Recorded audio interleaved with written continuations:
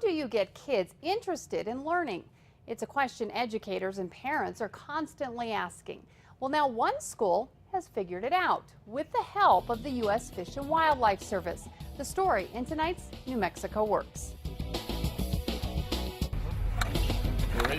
With pencils, shovels, 6 inches wide, and tape measures in hand, these kids are going to class.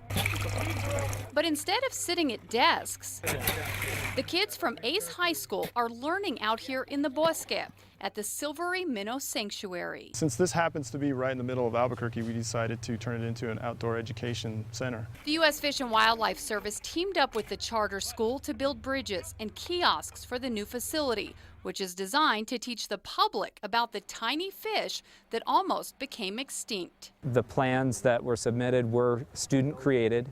The kiosk plans that were submitted were student created.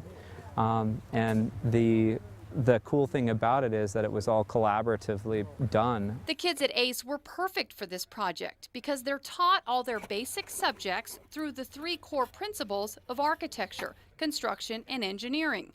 That's how they came up with the name ACE. When the kids are measuring, they're learning math.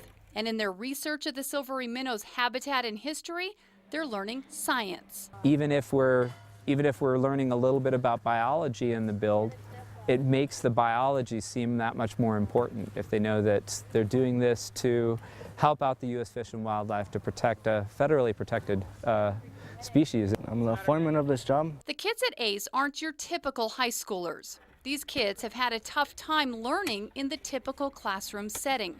Jesse Campbell says he was close to dropping out. This is what I like to do. This is how I learn, so I decided to come here. It's helping me learn stuff that I never learned before and keep me motivated and keep me out of trouble. Juan Purvis has a similar story, but he actually did drop out. Now he's back to get his diploma.